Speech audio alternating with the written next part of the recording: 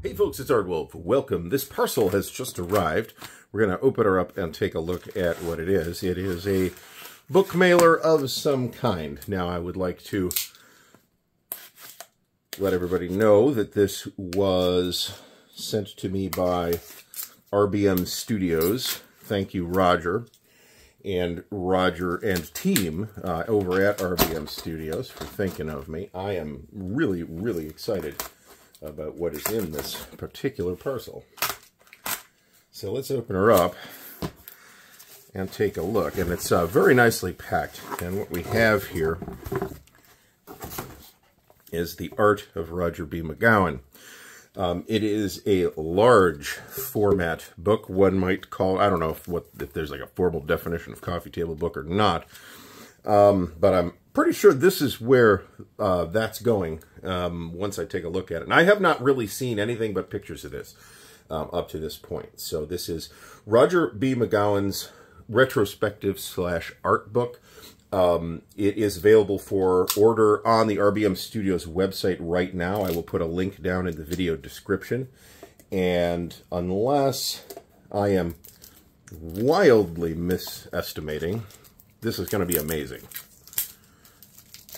So let's bust off the shrink wrap. You know, I have super high expectations for this, as well as Mark Herman's book that's also coming probably later this year. Don't know how many pages yet, but it's about, I'd say 3/4 of an inch, maybe 7/8 of an inch thick. And it is like a large format. Let me get a random RPG book to compare it to. So this is going to be roughly 8.5 by 11. So the book here looks like it's going to be roughly 10 by 13, something like that. So let's open her up and give it a light flip through. Now, of course, Rodger is a you know, hobby legend. We do have a little bit of sticking here on the pages, but I don't care. Dedicated to Rodger's parents and his wife and son. And there's a foreword. We do have a little stick here, but again, I don't care too much. I'm particularly interested in the text here because Rodger's somebody who's been with the wargaming hobby industry, whatever, for a good long time. And the memories that Rodger and people who've been around as long as Rodger have are really important to kind of cataloging our journey through wargaming, the community's journey through wargaming, if not mine personally. I think that's really interesting. Here's a picture where Rodger lived in the 60s and 70s. Vertex magazine. I do know that Rodger had done some science fiction work for a variety of publishers, and I'm sure we're going to see some of that here. A lot of it from Vertex magazine. Here's an index of Rodger's art commissions from Vertex magazine from 74 and 75. Here is Fire and Movement, and here's a picture of Rodger working on Fire and Movement, and some issues which were done by Rodger, the covers of which were done by Rodger. Fire and Movement itself is a really important chapter in the history of wargaming as well. Here's the iconic Russian campaign cover, and we could see some of the individual panels here as well. That's really awesome. And here, of course, is the equally, I mean, the number of, just to give you a heads up, the number of iconic covers that you will be seeing as flipping through this book is almost uncountable. Here's the original Squad Leader cover, also Rodger, also awesome. Here's a variety of other scenario art cards, or art from the scenario cards. Here's Citadel from Dien Bien Phu. That's a old GDW game. Here's Rodger's iconic cover for the 4th edition of Anzio, which is the best cover and probably the best version of the game as well. Here are some more things from GDW, Burma, Operation Crusader, Pearl Harbor, and Coral Sea. Pearl Harbor's a game I'm particularly interested in seeing, but I'll wait for the reprint. Rommel and Tunisia from the Operational Studies Group. Remember when OSG did stuff other than Napoleonics?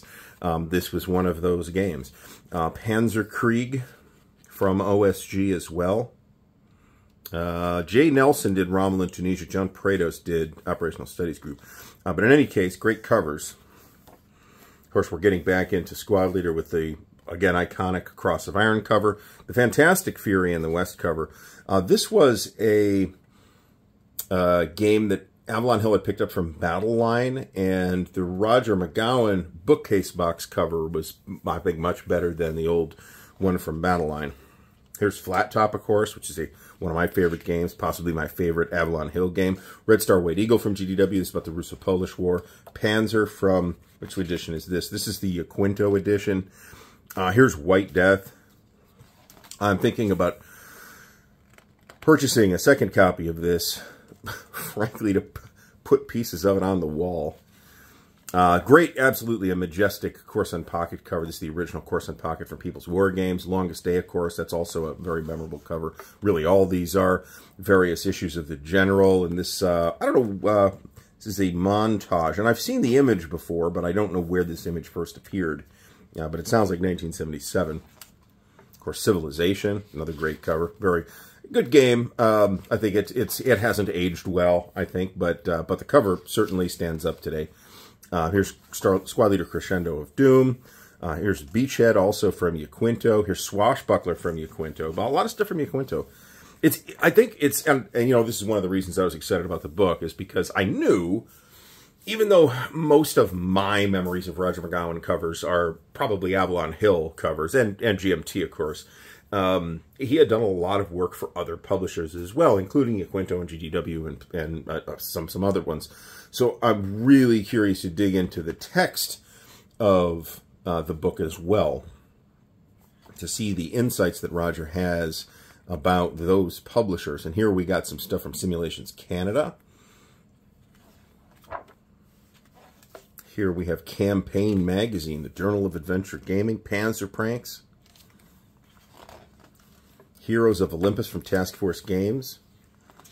Really good, again, really nice covers. Of course, the legendary Bulge cover. This is Bulge 85, Bulge 81.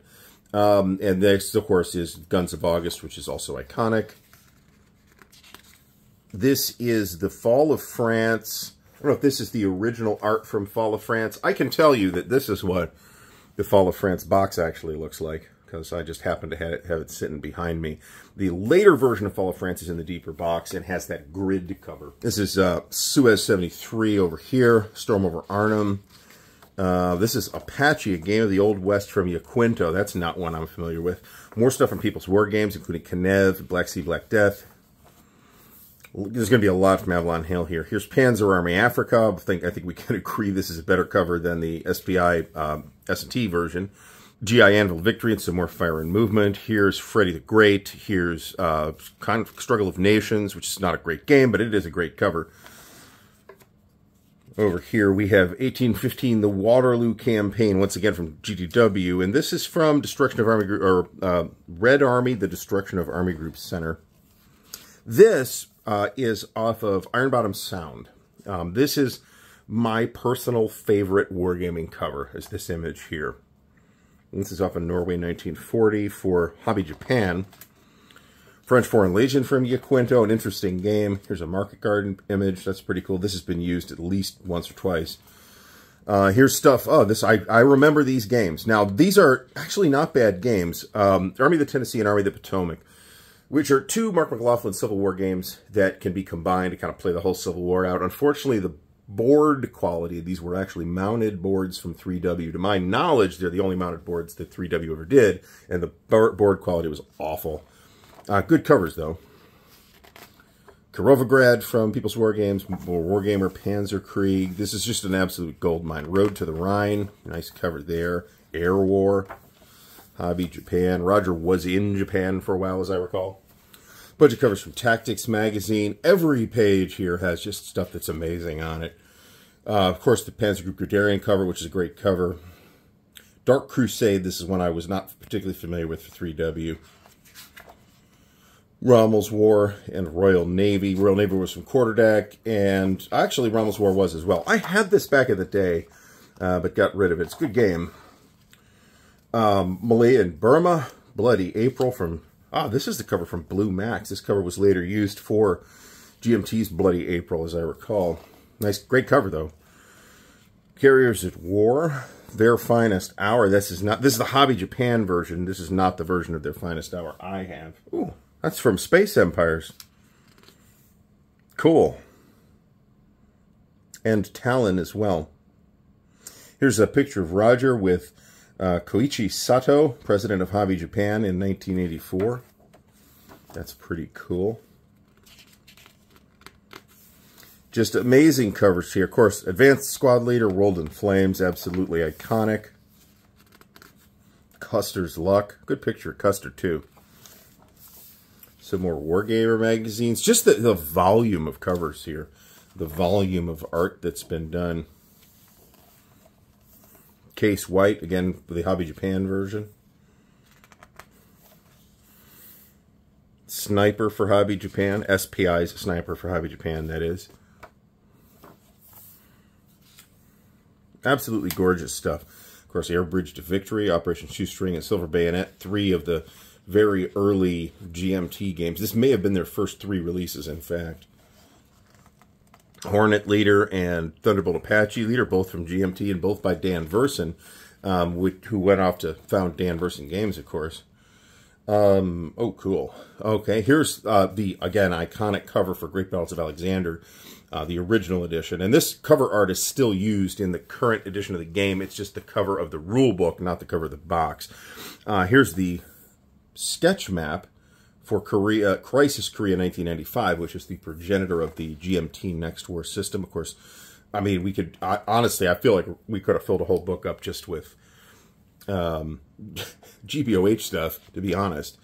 C3I Magazine, which of course is Rodger's ongoing legacy to help support the wargaming hobby. A bunch of additional stuff from GMT here. I'm kind of moving through here because I don't want to actually spend 5 minutes on every page gulping, which I could easily do. See, we get into the Advanced Von Borries East Front series and the Great Battles of American History from GMT, as well as a variety of other things. For the People, fabulous game. Saratoga, which I haven't played. Paths of Glory, amazing game, amazing cover. Ukraine 43. Don't have that one. Triumphant Glory, this is Richard Berg design. I wanted to try that for some time. Just amazing, gorgeous art that I am delighted to put this on my coffee table. And again, I'll put a link in the video description. Roads to Leningrad. This is a fabulous game. There was a reprint scheduled on P500 and just nobody was biting on it, and I don't know why. It's a terrific game. 1914 Twilight in the East, that's on my playlist. Pacific Typhoon. Once again, great cover. Elusive Victory. Whole bunch of stuff here, including some things from Consim Press. Beta Fom from Consim Press. Here's the finished Space Empires cover and the No Retreat series. And Panzer and some coin stuff. Some more Mark Simonich stuff. Fire in the Lake. Very, very striking cover. Churchill, also a very striking cover, and also a terrific game. Labyrinth, The Awakening. This is the expansion rather than the main game, but Pericles, Time of Crisis, Ancient Roman stuff. Absolutely gorgeous book. Paper's quite thick, by the way. Here's the entire series up to prior to Into the Woods of Great Battles of the American Civil War from GMT. This is totally sets off my OCD, but nevertheless, they are arranged in exactly this way on my shelf right now. Here's another expansion for Labyrinth for Psi 1919. Here's the Great War card game that came out a couple of years ago, Imperial Struggle. This is apparently not the cover art that was published anywhere. I don't believe the rulebook has that cover either.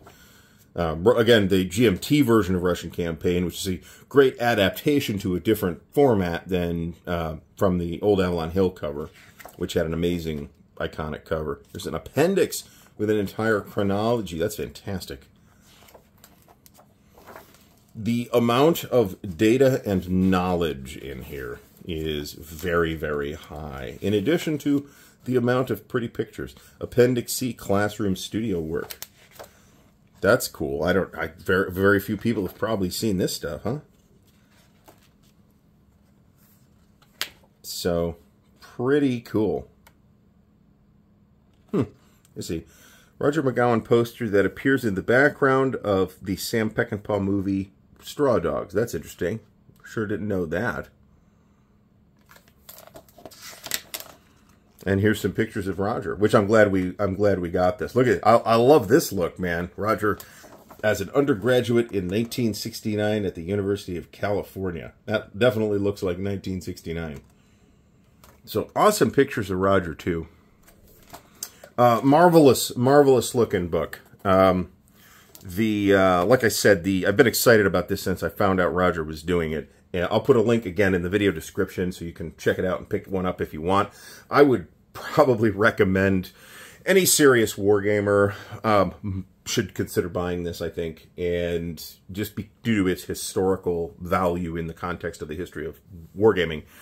And considering what it is, and I think the price is a relative bargain, and it's just a gold mine of beautiful imagery and hobby history, and I think it's totally worthwhile. Massive thanks to the patrons of Ardwulf's Lair, whose support and encouragement make what we do at Ardwulf's Lair possible. Thank you, patrons. Links to help support the channel are in the video description, so check out the Patreon, the Ko-Fi, and the merch store where you can get snazzy Ardwulf's Lair t-shirts, drinking vessels, and other cool swag. There is also an affiliate link for Noble Knight Games in the video description. If you buy stuff through that affiliate link, it helps to support the channel with Noble Knight store credit. Thank you, Noble Knight. Until next time, thanks for watching, and happy gaming.